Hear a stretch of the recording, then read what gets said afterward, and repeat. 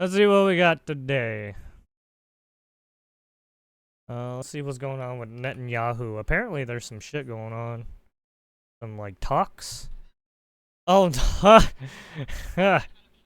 Jesus. Apparently, he, released a clean version?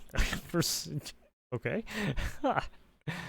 Apparently, he's trying to get it on the, radio, I'm guessing. Oh, Jesus Christ.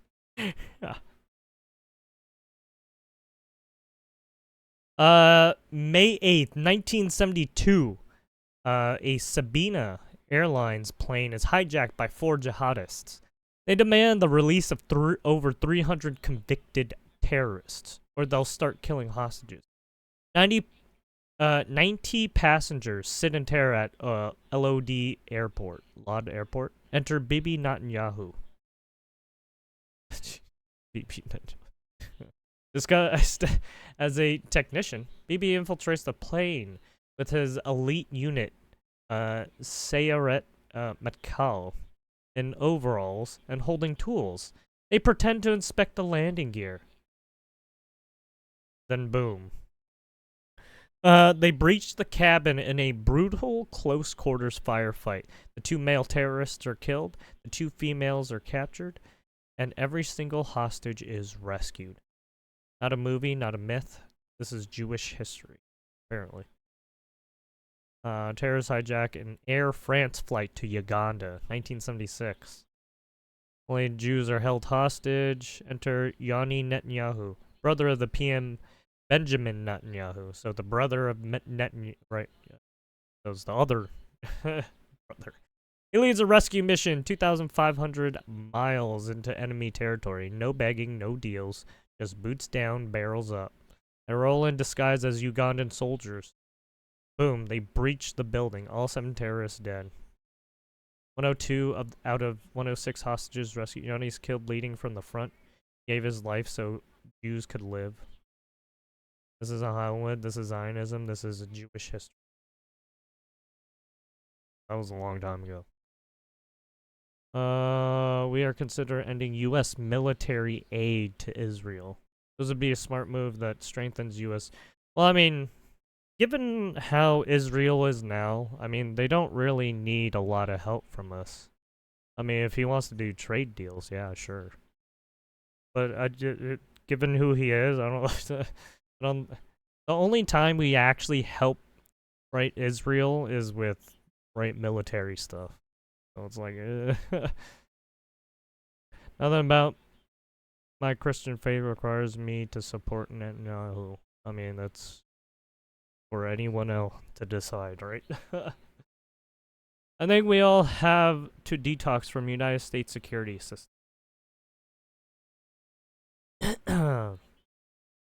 Netanyahu is our greatest disastrous president of the 21st century. He ran American foreign policy for 20 years and cost us trillions of dollars. Well, I mean, because you guys cannot put him on a leash for a reason, right? Like, motherfucker did what he just wanted to do. Like, what are you gonna do with that? I mean, he has a pretty ragtag bunch of, right, army. And their combat skills are pretty up there, too.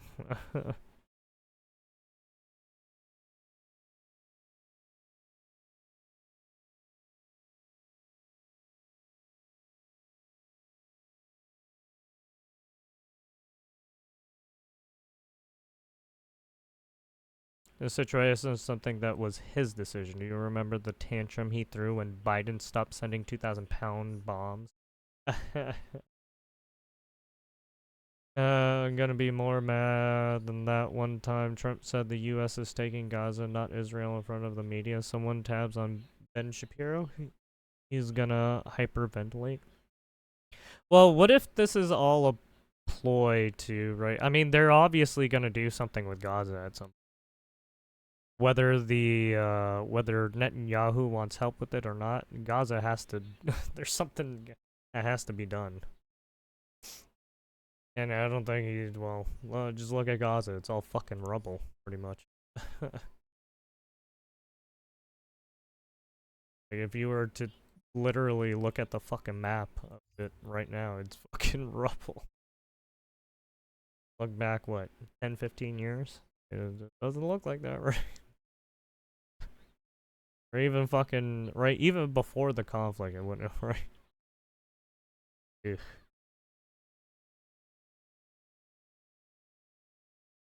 President Putin of Russia doesn't want to have a ceasefire agreement with Ukraine, but rather wants to meet on Thursday in Turkey to negotiate a possible end to the bloodbath. Ukraine should agree to this immediately. At least they will be able to determine whether or not a deal is possible. If it is not, European leaders and the U.S. will know where everything stands. Peter Corling starting to doubt that Ukraine will make a deal with Putin, who's too busy celebrating the victory of World War II, which would not have been won, not even close, without the United States of America. Have the meeting now. From Donald Trump. Truth Social. 5/11/25, 12:16 p.m. So that was in the afternoon. Right, I mean, you just had... Look, shit is popping off around the world, right? You have shit popping off in Africa. Literally just not too long ago. You have shit popping off, right, in the Pakistan, India now. Literally like 5 days ago. You still have their Ukraine-Russia bullshit going on, right? And then you have a bunch of fucking mad government people and like all over the world because shit is popping off. And like they're all looking at the US to do something. It's like, get the fuck out of here. Fuck you.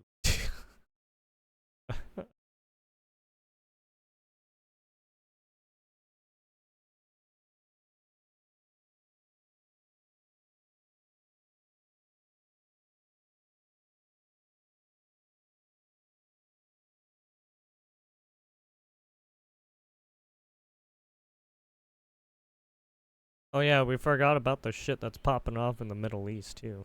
There are all sorts of shit popping off over there too. Jeez, fuck it.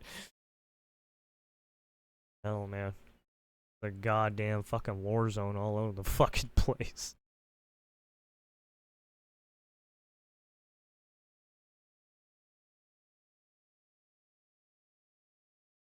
Why is Putin refusing a ceasefire? Because he knows the ceasefire. I mean, given what's happened with what Ukraine has been doing, pushing in fucking Russia and like doing espionage missions and shit. I'm pretty sure Russia's pretty fucking PO'd about that shit.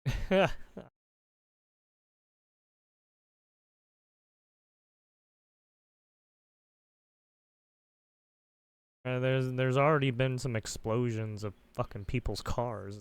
That's a little shitty.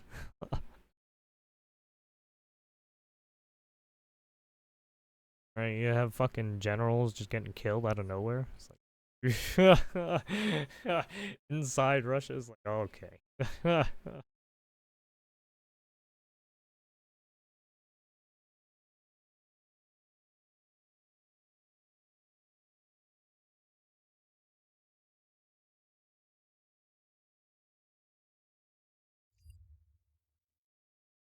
Oh, it's this bitch. Remember this bitch?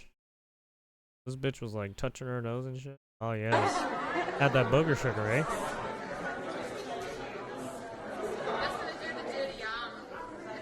This was during COVID too. You'll be right. You look probably had a shot over there. Okay. Everyone's ready to go? Great. Who wants to kick off? Sweet moustache. Uh-huh. Uh-huh.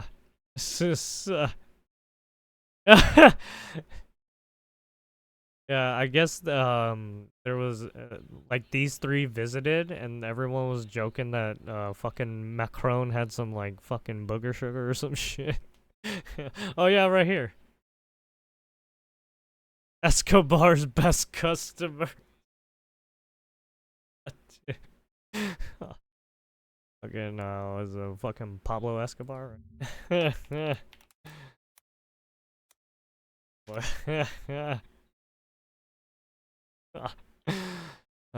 motherfucker, dude.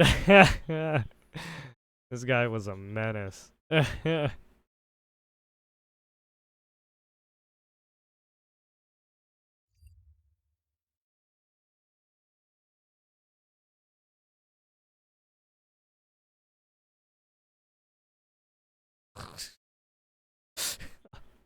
Well, I mean, where's... Oh, fuck.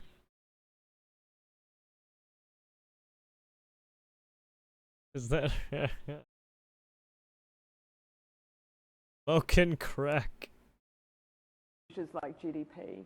And so when we were making our decisions around how we allocated the country's resources, when you start looking beyond simple cost-benefit analysis, New Zealand Prime Minister, by the way. You should ask who's in With the Bill room. Gates, by the way. You know, I think for us it was a way of demonstrating.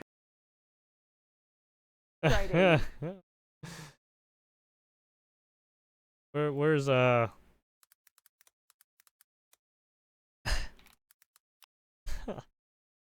where's the is Hunter Biden's leaked shit still here? I might have to look on YouTube. Or look on Google's. Yeah, no, it's probably like...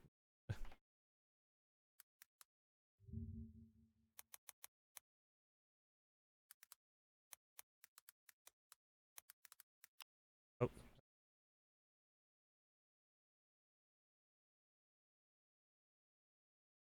Wix. One platform, any website. Unlimited creation. Hunter Biden's ex-wife. The same year, guilty to charge. Oh, that's his gun.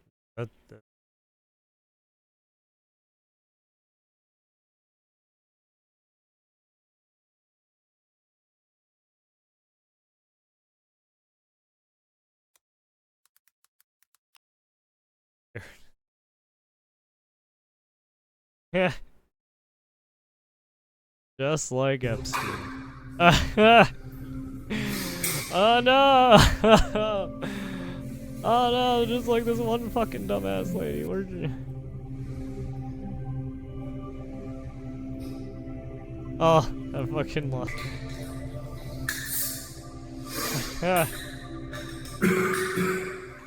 It's a fucking drinking a white claw.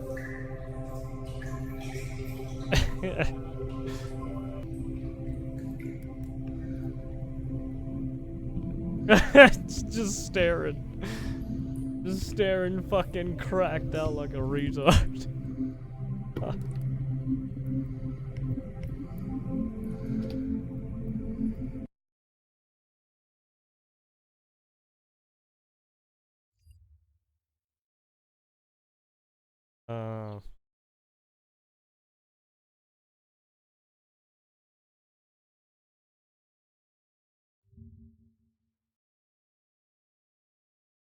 I don't know.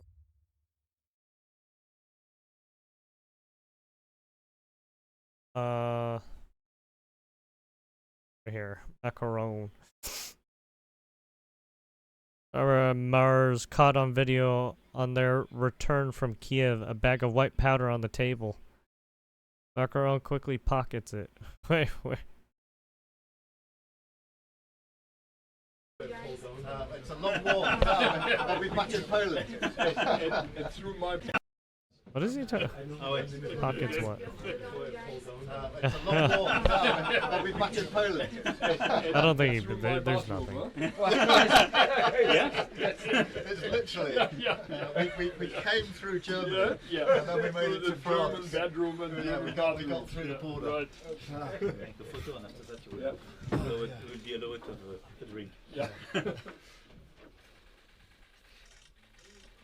Oh, are you talking about that? That looks like a napkin. Yeah, I think they're talking about that one thing right there. But yeah, I think that was a napkin. I know people want to say it's some kind of drugs, but it's probably just a napkin.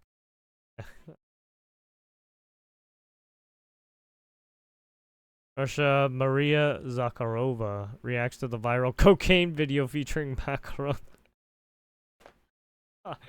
Looks like the Frenchman, the Englishman, and the German boarded a train and took a hit. The fate of Europe is in the hands of drug-dependent temporary figures. Goddamn.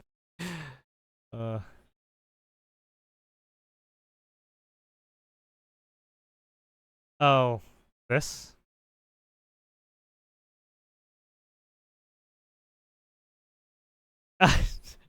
They're trying to say like this is a tool to like scoop up shit and like put it in your no. I don't think it's that. It looks. I don't think it. Is that a pin? I don't know what that is. I don't think that's the case. A magician strikes. Watch them disappear. I think everyone talking about it. Look, as much as I hate all of these people, I don't think I don't think that's that's going on. So it turns out stubborn macaron Murs were just popping over to Kiev for a bit of, or rather than sorting a peace deal. Them drugs, yo. Haha. I mean, you gotta stay awake, right? Doing the hunter. I mean, not the hunter, but the Biden cocktail.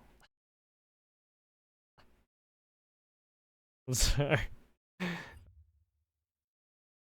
Mother's Day fight and gunshots. Raleigh, North Carolina. Oh shit!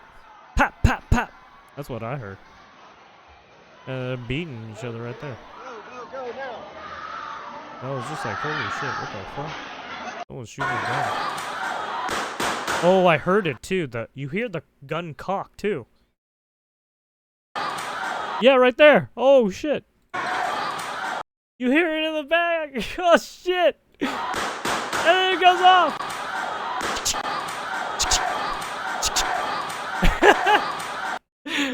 You can literally hear it. Jesus. Shots fired during Mother's Day fight at a Raleigh restaurant. 3 injured, police say. Shots were fired during a fight inside a Raleigh restaurant on Mother's Day. Big heads in the 5,000 block of Falls of New Use Road just before noon. 2 people were taken to a hospital with non-life-threatening injuries. Was anyone shot? Because I heard that. I was like, Jesus Christ, did someone shoot someone? Raleigh Police Department. Another person was taken to the hospital with non-life-threatening graze injury. No arrests have been made. This is no active threat. Okay. This is ongoing investigation. Fucking pulled out a gun.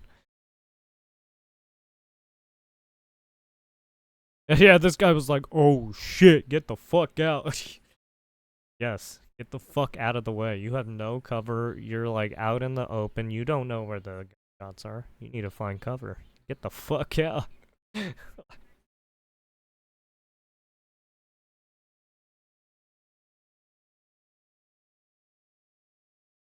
Oh, is this the guy?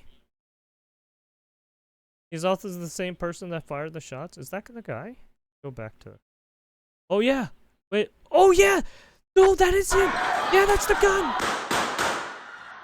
Oh, he shot in the air. Oh, I thought he fucking shot someone. Right here. Yeah.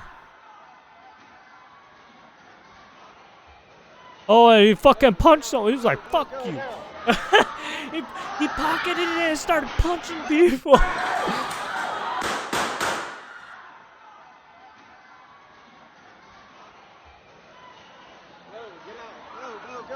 Yep, that is that guy right there.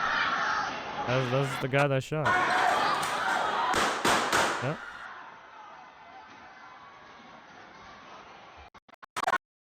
Yeah, I don't know where he shot though. Yeah, these people were covering it. But he's the one that was shooting. Yeah, and then he pockets it and then starts punching people. I don't know where he shot those bullets. Hopefully he didn't fucking shoot anyone.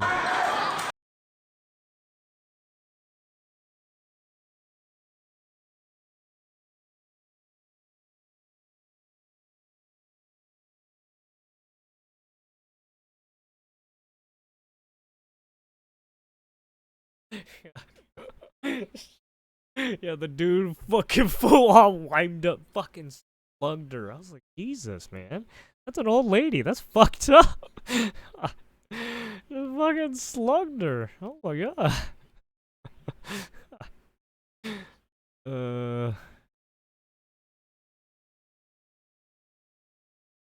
Well, is this the article right here? Yeah, here it is. Yeah, right here. Shooting on Falls of Noose. Noose. New use? Or Noose? A fucking name though, Noose. Jesus Christ. Multiple law enforcement officers late Sunday morning swarmed the scene of a Raleigh shopping plaza after a shooting, which witness said stemmed from a fight. According to the Raleigh Police Department, officers responded to the call of a shooting just before 11:50 a.m. on the 5,000 block of Falls of Noose Road in North Raleigh. A witness said that a fight broke out inside Big Ed's Country Cooking North on Falls and Noose Road, which led to shots being fired. Fuck off. Get the fuck out. Police later confirmed a fight broke out before a shooting, and a witness said a manager was injured in the shooting. 2 people were taken to a nearby hospital with non-life-threatening injuries as a result of the fight. 1 person was taken to the hospital. Oh, someone got grazed with the gun. Okay. Well, as long as no one was, like, fatally shot. At least got hit. But even then, man, to fucking pull out the gun and start fucking doing that. So, he's gonna get a thorough questioning. Jesus Christ. Big Ed's Country Cooking Restaurant later said the location, Big Ed's North, will be closed on Tuesday. The restaurant is already closed on Mondays. Big Ed's also released a statement about the fight and gunfire on Mother's Day.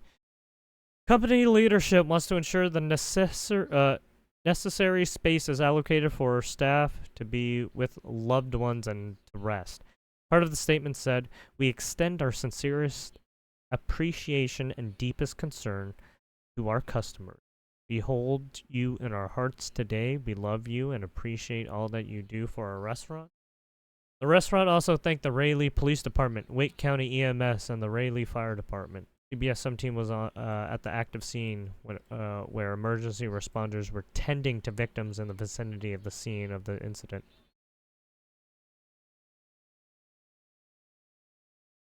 Emergency crews had a person loaded onto a stretcher and put into an ambulance. 1 person outside Big Ed's Country Cooking North was holding a balloon while talking to investigating officers. Crime tracker. Olive Little, manager at Rocket Fizz, a candy store just a few doors down from Big Ed's, said he was shocked when a customer told her what happened. Little was in her store at the time. I heard absolutely nothing, like nothing at all. No gunshots, no screaming, no nothing. She's, man, those are some thick fucking walls. She didn't hear anything? Man, those are some thick walls. Customers at Ed's, like, when they're waiting outside, I can hear them laughing. They're not that far away from me, so I was very surprised that I couldn't hear them. Little shared security footage from the cameras inside her store, which shows people running past her doors away from Big Ed's in the minutes after the shooting. I was, like, disappointed because I know a lot of people who go there to celebrate holidays.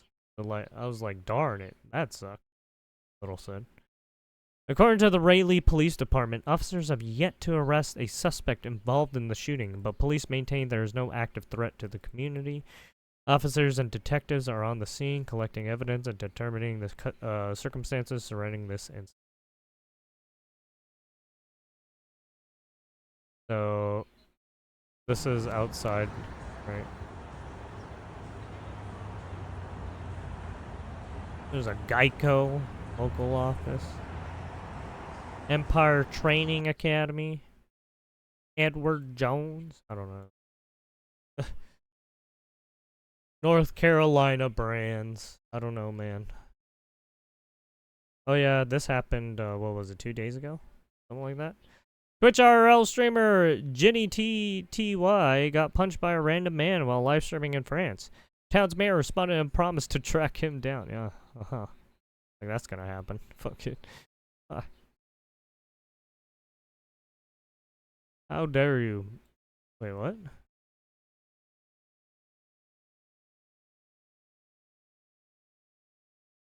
Bald blue geek? Is that the same person? I don't think so, right? Yeah, also, I don't think that guy's French. Huh? Oh, yeah, what the fuck? Yeah, she just slugged her. Oh, yeah, that dude's... What? Huh?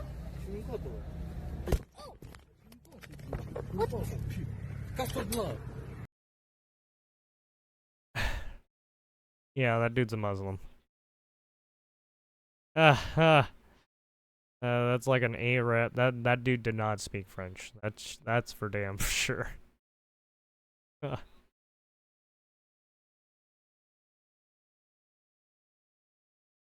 So she wasn't punched, but it looked like the dude was like trying to knock out her phone or something.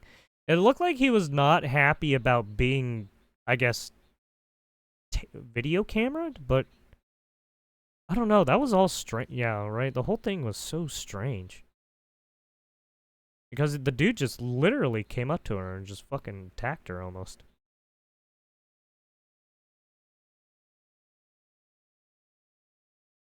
Huh?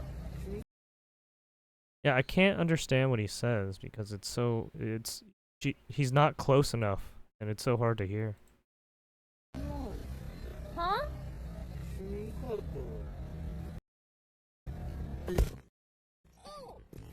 Yeah, he knocked the phone. Yeah, for some reason he was targeting the phone. I think as soon as he saw the phone, he thought that she was like doing some weird shit to him or something. I don't know. But yeah, for whatever reason, the dude literally was aggro.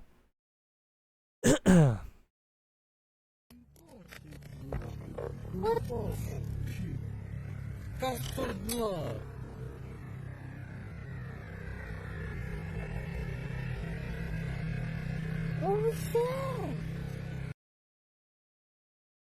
Yeah, that doesn't. Yeah, that wasn't French. That's all I can say.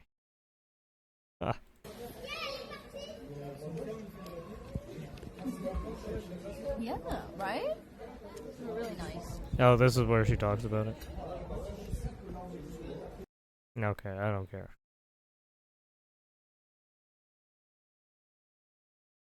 Arrest this dude already urgently? I don't think they're gonna find him. I mean, they could probably track him down. I mean, the police could put out a right. I mean, they have his picture, right? So if any of the police or if anybody finds out, he was probably gonna get a stern talking to. Yeah, the whole situation's weird. Right.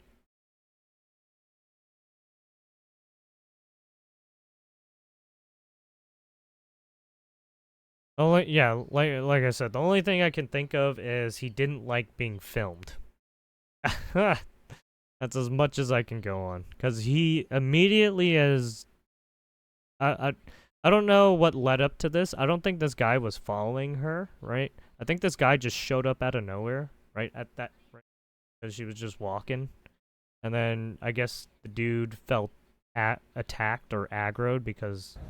Right, he saw the phone and thought trying to do something to him or something. I don't know. But yeah, that's all I can make out of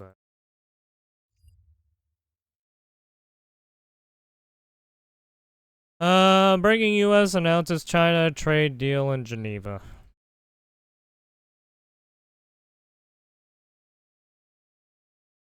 White House, Washington, for immediate release.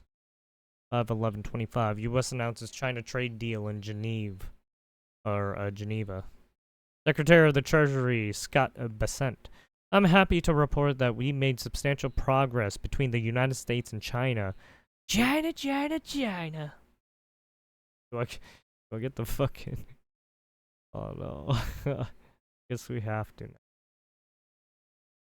now. Oh, look at China. With the trade tariff deal. Oh, China.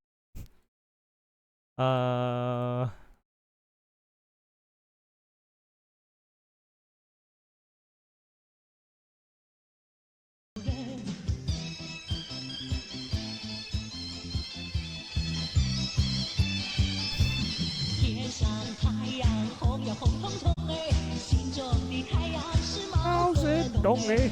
Okay, I'll say. Alright, anyways, first I want to thank our Swiss hosts. The Swiss government has been very kind in providing us the wonderful venue, and I think that led to a great deal of productivity. Be seen, we will be giving details tomorrow. But I can tell you that the talks were productive. We had the vice premier, 2 vice ministers who were integrally involved, Ambassador Jameson and myself, and I spoke to President Trump, as did Ambassador Jameson last night, and he is fully informed of what is going on. So there will be a complete briefing tomorrow morning. U.S. Trade Representative Ambassador Jameson. This was, as the secretary pointed out, a very constructive 2 days. It's important to understand how quickly we were able to come to an agreement, which reflects that perhaps the difference were not so large as may be thought. That being said, there was a lot of groundwork that went into these 2 days. Just remember why we're here in the first place. The United States has a massive 1.2 trillion trade deficit, so the president declared a national emergency and imposed tariffs, and we're confident that the deal we struck with our Chinese partners will help us to work towards resolving that national emergency.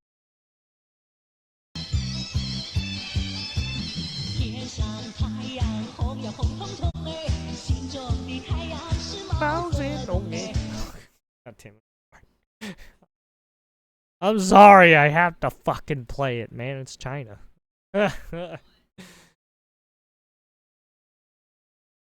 Enjoy your new audience, Crime Boss. What happened? Played this for free on PS5. It's a bit bigoted.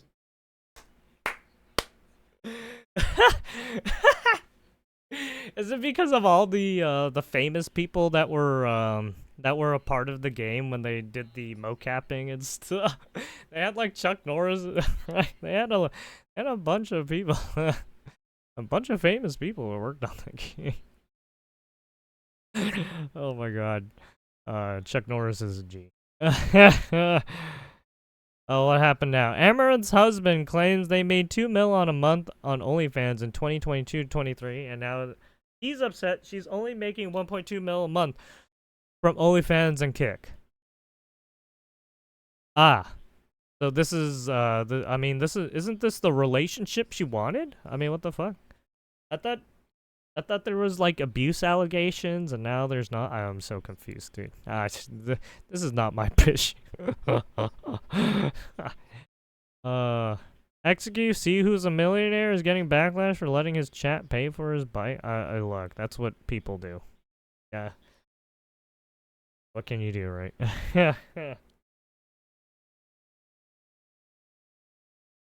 What is this? Oh, this dude is like holding a hostage. Oh, he got fucking shot. Oh, he's down. He got fucked up. Sorry, that was brutal. Motherfucker got laid out.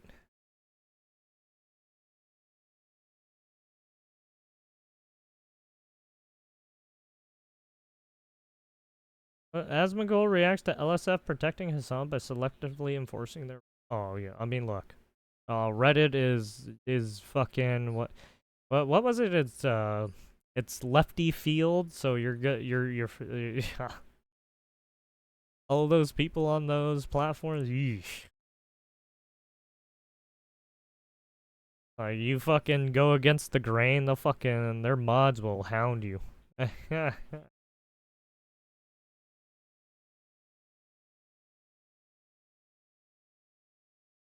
a bunch of bigoted retards. I mean, what can you expect?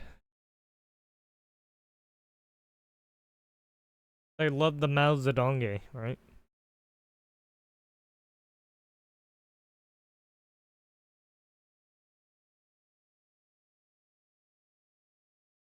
Steel hunters. What is it? Early access become mechanized giant. Oh. Like a.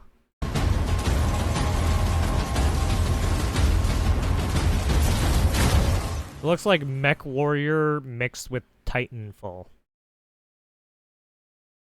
Yeah. Except with the right without the operator. Or without the dude.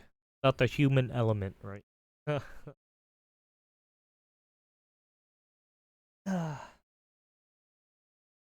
How's it, Dongy?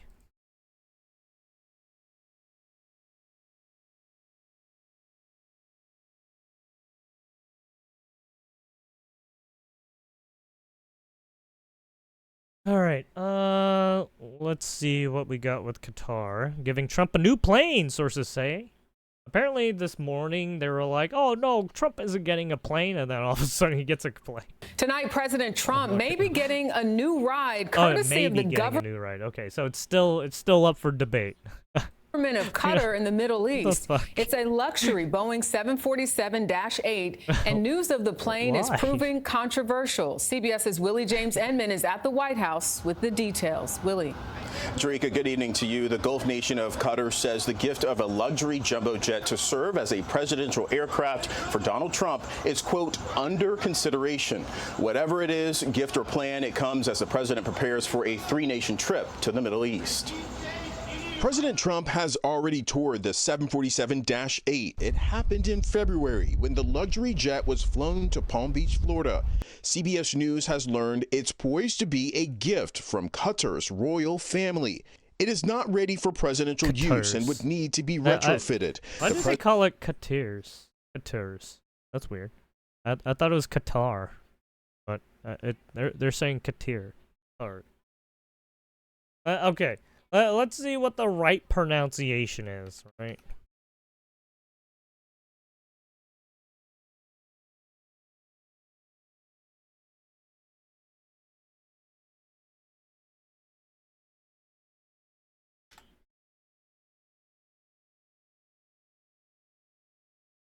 Qatar.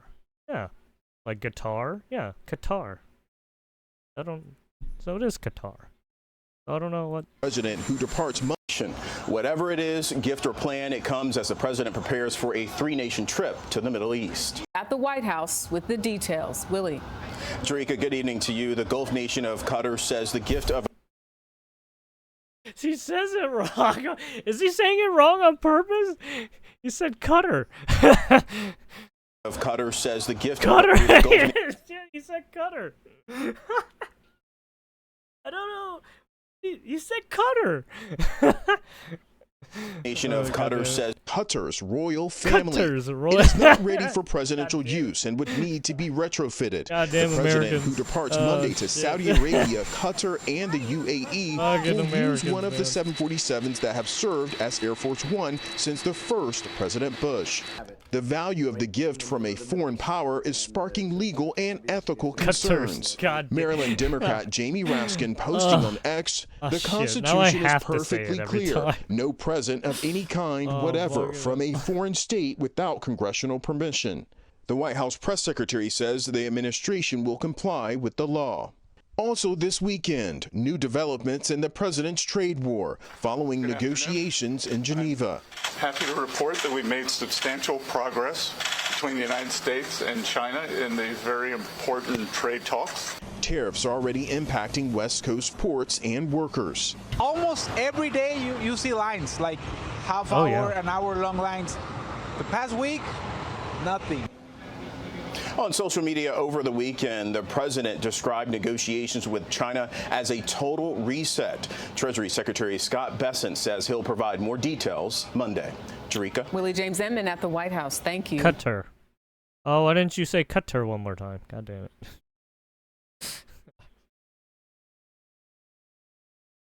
What do we got? Trump signs executive order to promote domestic pharmaceutical manufacturing. Oh yeah, that's right, because they were trying to get manufacturing over here more. Because it was like what, 9% or something like that, 10%.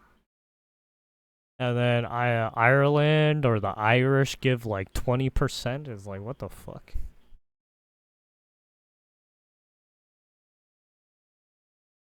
And then everyone's getting it from, right? Ireland is like the big pharmaceutical makers. Like, everyone's getting their pharmaceuticals from Ireland, basically.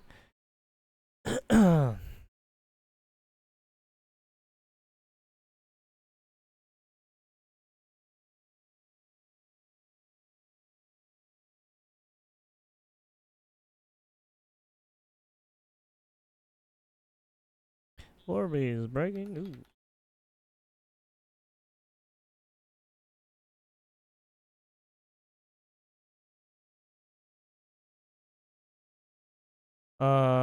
Insofar in this administration, also, sir, are related to onshoring manufacturing and onshoring supply chains.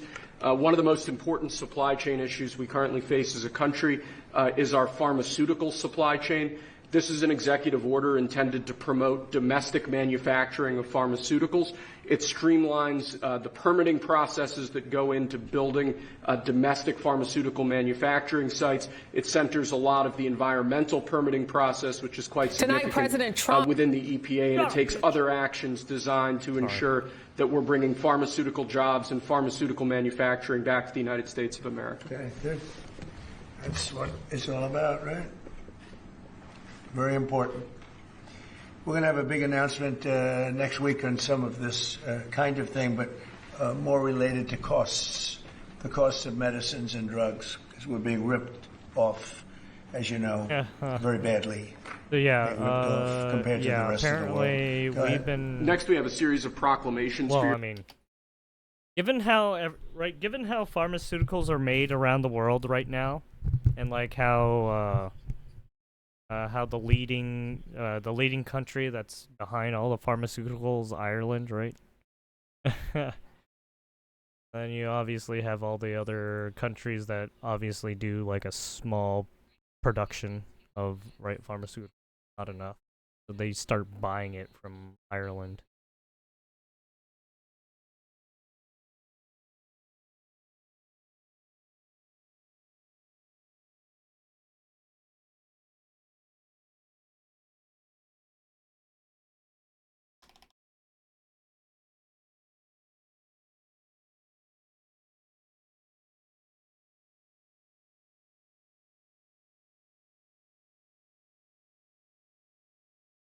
For more than a decade, China, so China is the big, China, and then was it China, India, I guess, pie chart. Let's get the pie chart. Is there a pie chart of who makes who? And the percent of drugs by the manufacturer can be found on ResearchGate.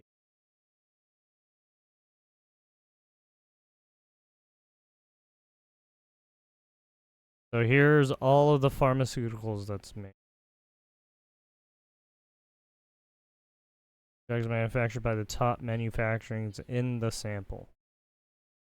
So these are all the companies. Right.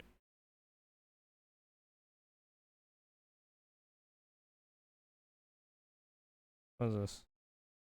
There's no drugs imported from top 10 countries in the sample and their respective shares in the MOPH list.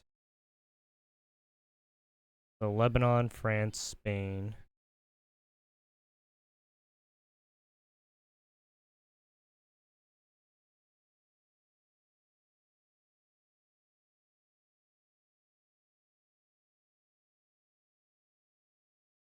What's this one?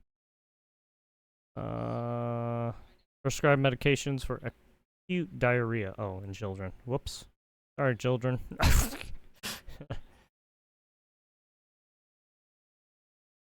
Yeah, I mean, look, diarrhea is pretty common. Especially when you're eating a bunch of food that sometimes doesn't sit well with your stomach, right?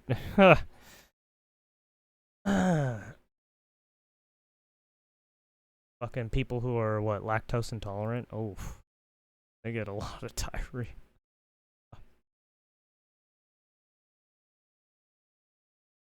Yeah, basically, yeah, you upset your stomach, you're gonna have a bad time, right?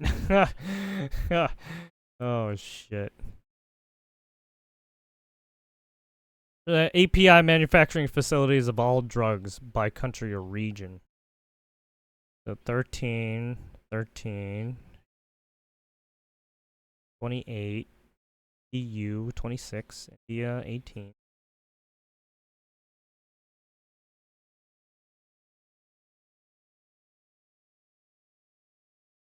Oh, China has only a modest percentage of facilities that be able to produce APIs for the U.S. market for all regulated drugs. China has 230, 13% of the API manufacturing facilities, while the United States have 510%, and the rest of the world has 10,000 or 1048, 59%. All regulated drugs included prescription brand and generic, OTC and compounded drugs.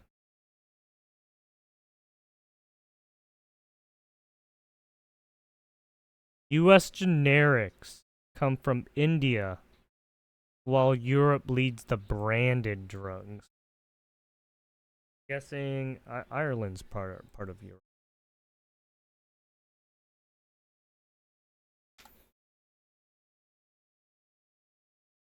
Yeah.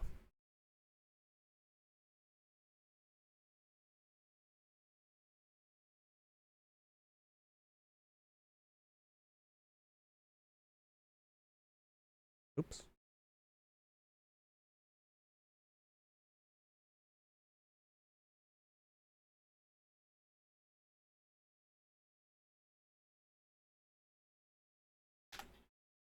I spelled it wrong. Ireland's pharmaceutical production is significant, accounting for the large portion of the country's industrial output. In 2023, the pharmaceutical sector reported that the highest net selling value, NSV, net selling, 58.7 billion euros. Or is that British pounds? I forgot what this is. Euros, okay. I forgot. Pound is the Z, or I forgot what pounds were. Pounds?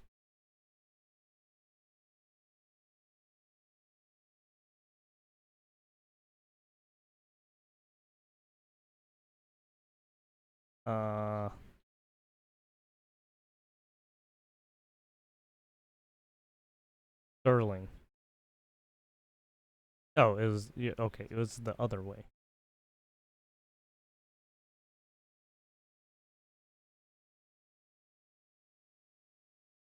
Yeah, it's, they do like a weird, like, circle, and then a straight, and then, yeah, and then the one line, but they do like the E, and then two lines. Anyway, sorry. Fucking sidetracked because of symbols. Additionally, in 2022, the value of production of pharmaceutical products in Ireland decreased by 20%.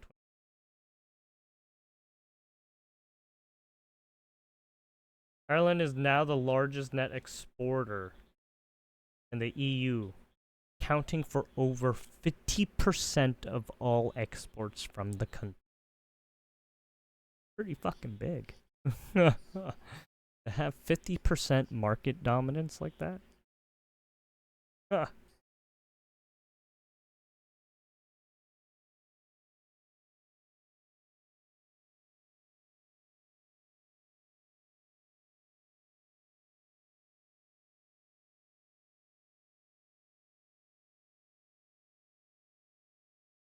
Let's see what we got here. That's it on pharmaceuticals.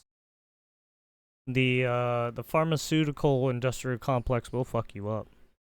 Just like the CEOs and right, insurance companies for them.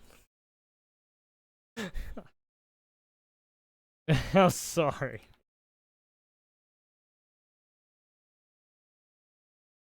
All right, NBC Vladimir Montana. Putin's proposal to hold direct talks, saying he will be in Turkey to personally negotiate with the Russian leader. His comments come after President Donald Trump insisted Ukraine accept Russia's latest offer of holding direct talks in Turkey on Thursday. Meanwhile, the U.S. Senate is considering a bill to impose sanctions on Russia's energy industry and its customers. Senator John Barrasso of Wyoming laid out the details on NBC Sunday. 500% tariffs, and their number one and number two customers are China and India, but there are also countries in Europe who are buying energy from Russia. Putin understands strength, not statements. It's time to end the war. Ukraine, along with European allies, demanded Russia accept an unconditional 30-day ceasefire starting on Monday before holding talks. But Moscow effectively rejected the proposal and called for direct negotiations instead.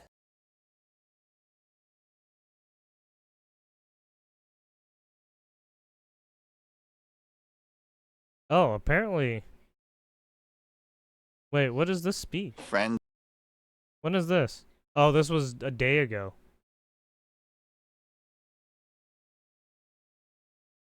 Oh. Watch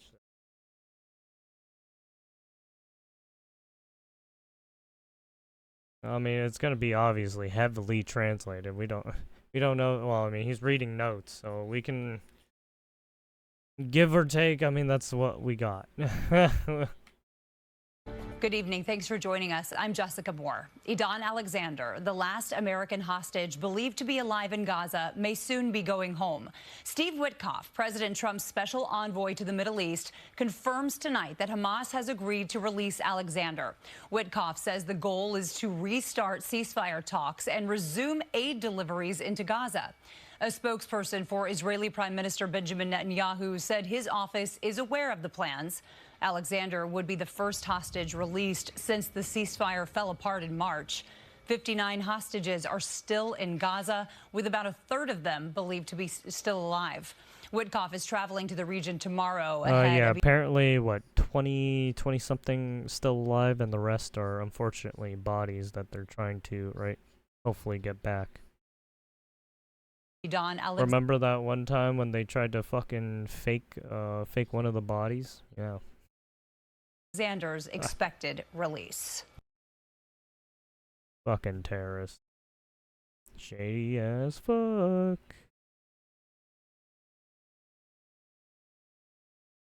And then we got Hassan Hamas Diddy Piker, who endorses terrorists. One too.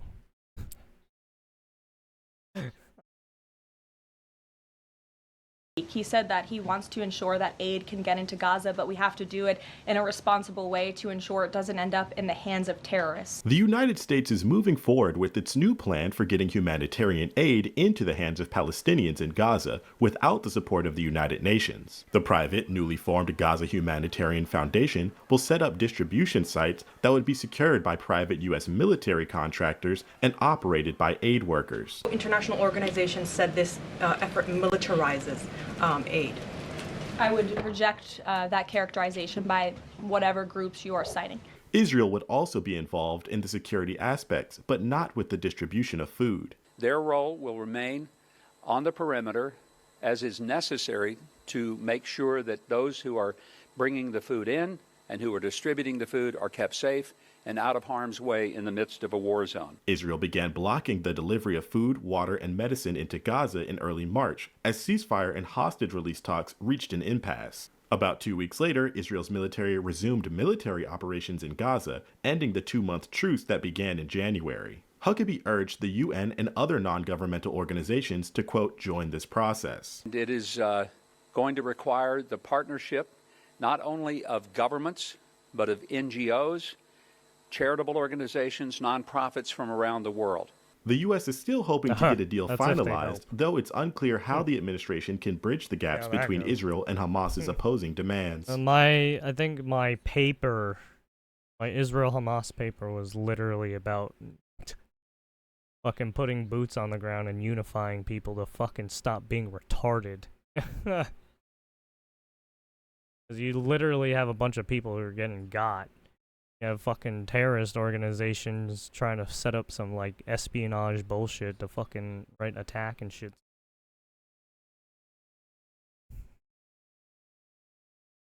Right, you still have the hostages still being held. You have a bunch of bodies that they fucking did something to, right? Like, these people are not nice people. People are fucking disgusting. Great. I get signs from my friend here that we're quickly running out of time. Well, I'm having fun. Okay. And we can take a few more questions. Okay, great, wonderful. My team over there is very nervous. You guys can't see them behind, but we'll be brief. Please. So thank you very much. We've heard that there is in coming days or next 2 weeks a presidential trip to the Middle East coming up. Sure. Among the many unresolved issues of that region is the issue of Iran and their nuclear ambition, et cetera, et cetera. Could you talk a little bit about the region? I mean, there's so many unresolved issues, the Gaza issue, but also Tehran. What would your expectation be? What would the goal be? Would you go for zero enrichment by Iran? Some people have suggested that. Or are we looking at a replay of the earlier, agreement that was reached 10 years ago? Yeah. So there are a couple issues with the earlier agreement. The JCPOA, right, as it's called here in the United States, and I assume in Europe. But here the two big issues with that agreement are, number one, the enforcement or the inspections regime was incredibly weak. Breaking the cycle, I legal, diplomatic, and social responses to human rights violations the in Iranians Israel from and getting Gaza. on the pathway to a nuclear weapon. That's one thing that must be different. And then second, yes, we believe that there were some elements of their nuclear program that were preserved under JCPOA that, yes, they weren't nuclear weapons. Iran doesn't have a nuclear weapon, but allowed Iran to sort of stay on this glide path towards a nuclear weapon if they flip the switch and press go. Teacher. And we have to think about this not just in terms of Iran, which, again, the president has said this. We think that there is a deal here that would reintegrate Iran into the global economy, that would be really good for the Iranian people, but would result these are all in the sources I complete use. cessation of any chance that they can get a nuclear weapon. And that's what we're negotiating towards. And as the president has said, that's option A. And option B, NPR. if option A is very good for the Iranian people and even some of the folks, the leadership in Iran, option B is very bad. It's very bad for everybody, and it's not what we want, but it's better than option C, which is Iran getting a nuclear weapon. That is what is completely off the table for the American administration. No ifs, ands, or buts. Now, there are a couple of other things that are worth thinking about, because this is not just about Iran. If Iran gets a nuclear weapon, which country then next gets a nuclear weapon? And then when that country gets a nuclear weapon, which country after that? We really care not just about Iran, but about nuclear proliferation. And the president said this in an interview a few weeks ago. It's one of these things that in the maelstrom of the media, the signal and the noise, this was very much signal, but it got lost in the noise. The president hates nuclear proliferation. I hate nuclear proliferation. And I think that the president would be very open to sitting down with the Russians and the Chinese and saying, look, let's get this thing in a much better place. Let's reduce the number of nuclear weapons that are in the world writ large. That's obviously not a conversation for tomorrow. That's a conversation, God willing, for a few years from now. But there is no way you get to that conversation if you allow multiple regimes all over the world to basically enter this sprint for a nuclear weapon. And we really think that if the Iran domino falls, you're going to see nuclear proliferation all over the Middle East. That's very bad for us. It's very bad for our friends, and it's something that we don't think can happen. So without prejudging the negotiations, I will say so far so good. We've been very happy by how the Iranians have responded to some of the points that we've made. We've been very happy that some of the intermediaries and some of the folks who are in the room, the role that they played, the Omanis in particular, have played a very positive role, and we're very grateful to that. So far, we're on the right pathway, but this is going to end somewhere. And it will end either in Iran eliminating their nuclear program, their nuclear weapons program. They can have civil nuclear power, okay? We don't mind that, but let me ask this basic question.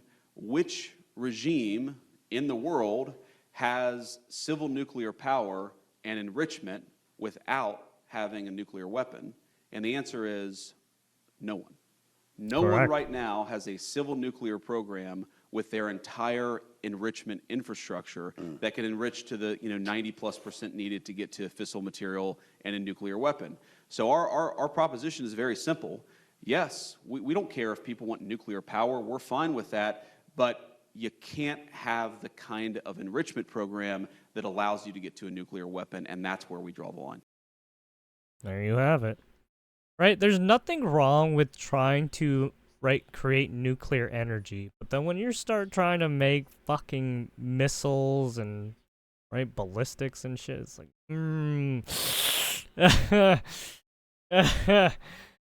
fucking subsonic rockets and shit is like, alright, where are we going? I mean, the subsonic rockets or whatever, because fucking, China and Russia already has those? US does not have those. So we're just beefing up fucking, tanks and copters and fucking planes. Using drones and shit, right? We're basically using drones to fucking destroy people.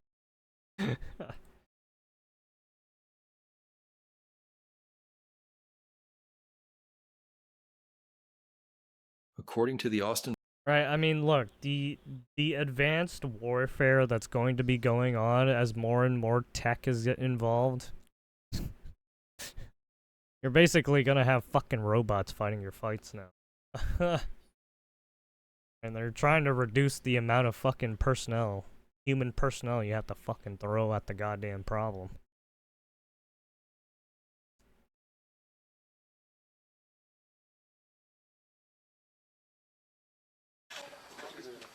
Good afternoon. I'm happy to report that we made substantial progress between the United States and China in these very important trade talks. I mean, First, just look I at the want to fucking thank our Russian-Ukraine Swiss war host, right the now. Swiss government has been very Literally, kind motherfuckers and getting providing run us over this by wonderful goddamn venue, APCs and shit. And I think that led to a great deal of productivity we've seen. Fucking tanks just we will running be people giving over. Details tomorrow, but I can tell you that the talks were productive. We had the vice premier, 2 vice ministers who were integrally involved, Ambassador Jameson and myself, and I spoke to President Trump, as did Ambassador Jameson last night, and he is fully informed of what is going on. So there will be a complete briefing tomorrow morning. I will turn it over to the ambassador. Thank you, Secretary. I want to echo the Secretary's remarks with respect to the Swiss government. They've been so welcoming, and they've hosted this, and everything has gone off flawlessly, and we appreciate that. And again, to the Chinese negotiators, Vice Premier Liu He, Vice Minister Li Qiangong, and Vice Minister Liao Min worked very diligently. These are very tough negotiators. A couple of them I know from before, and have had past interactions with them. And this was, as the Secretary pointed out, very constructive 2 days. It's important to understand how quickly we were able to come to agreement, which reflects that perhaps the differences were not so large as maybe thought. That being said, there was a lot of groundwork that went into these 2 days. Just remember why we're here in the first place is the United States has a massive $1.2 trillion trade deficit. So the president declared a national emergency and imposed tariffs. And we're confident that the deal we struck with our Chinese partners will help us to work toward resolving that national emergency. God damn, he said China. I would just conclude with saying it was done in the spirit of I'm not gonna play cooperation, shared interest, mutual respect, and we look forward to sharing the details with you tomorrow morning.